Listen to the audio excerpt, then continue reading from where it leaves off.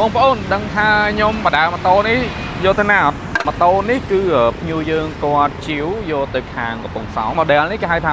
450 CRC ប៉ុន្តែ special គឺយើង customize ចេញពីរោងចក្រមកស្រេចហ្មងគេហៅថា bobber style bob គឺកែបក្រោយតែមួយវាដូច CRC classic ធម្មតាដែលយើងឃើញកន្លងមកយកទៅកឹបផ្លាកលេខហើយដឹកទៅកំពង់សោមល្ងាចហ្នឹងតែម្ដងបាទឥឡូវយើងស្ដាប់សលេងទៅវាអត់ខុសគ្នាអីពី CRC ទេតែ style វាគឺ style bob ខុសគ្នាបន្តិចតួចទេអាចមើលបានខ្ញុំកម្ពស់1ម៉ែត្រចិត្តជាងហើយខ្ញុំឡើងទៅគឺឃើញចេះអញ្ចឹងឥឡូវស្ដាប់ភ្លេងទាំងអស់គ្នាណាអូខេខ្ញុំដេហើយ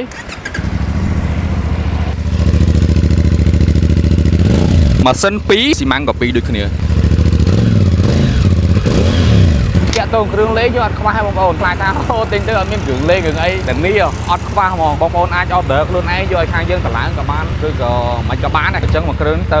កំពង់សោមអីស្តុកចុងក្រោយមួយឯងបញ្ញាប់យកទៅកឹបផ្លាកលេខទៅកំពង់សោមល្ងាចហ្នឹងបាយបាយ